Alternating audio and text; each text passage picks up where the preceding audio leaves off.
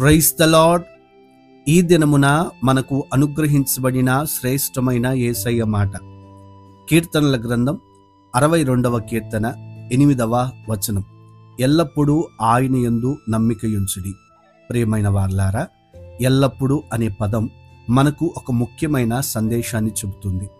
ఎల్లప్పుడూ అంటే అన్ని పరిస్థితుల్లో, సుఖములోను దుఃఖములోను, విజయములోను అపజయాలలోను, ఆరోగ్యములోను అనారోగ్య పరిస్థితుల్లోనూ ఏ సమయము మినహాయించకుండా దేవునిపై అన్ని విషయాల్లో నమ్మకంగా నిలిచి ఉండాలి.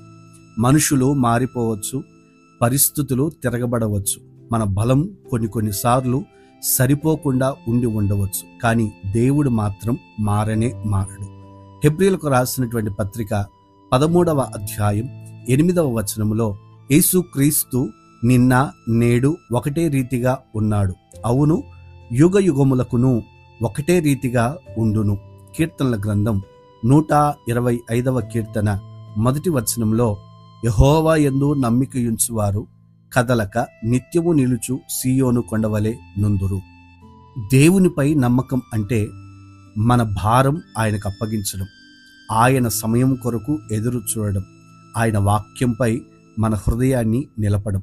యోబు అనుభవాన్ని మనం గమనించగలిగితే అన్నీ కోల్పోయినా నా విమోచకుడు సజీవుడు అని విశ్వాసముతో నిలిచాడు. అదే నిజమైన నమ్మకం. ఈ మాటలు వింటున్న ప్రియ సహోదరుడా, సహోదరి, ఈరోజు మీ పరిస్థితి ఏదైనా దేవుని కోసం సిద్ధంగా నీ ఉండగలిగితే ఆయన నీ కన్నీరును చూసి నీ ప్రార్థనను విని నీ జీవితానికి ఉద్దేశించిన మంచి కార్యములు నీ కొరకు ఆయన జరిగించబోతూ ఉన్నాడు. మనం ఎల్లప్పుడూ ఆయనపై విశ్వాసం ఉంచుదాం. ఆయన సమాధానం తగిన సమయానికి తప్పక వస్తుంది. ప్రార్థన. నమ్మకమైన దేవా, మీకు స్తోత్రం. ఎల్లప్పుడూ నిన్ను నమ్మే హృదయాన్ని మాకు అనుగ్రహించండి.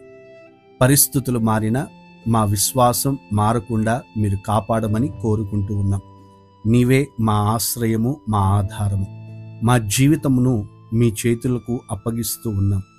మీ మీద నమ్మకం ఉంచిన వారి జీవితాల్లో కలుగజేసే ఆశీర్వాదాలు సమృద్ధిగా మా జీవితాల్లో కలుగునట్లు దయచేయమని యేసు నామమున ప్రార్థించుచున్నాము తండ్రి. ఆమేన్. God bless you. దేవుడు మిమ్మును దీవించునుగాక.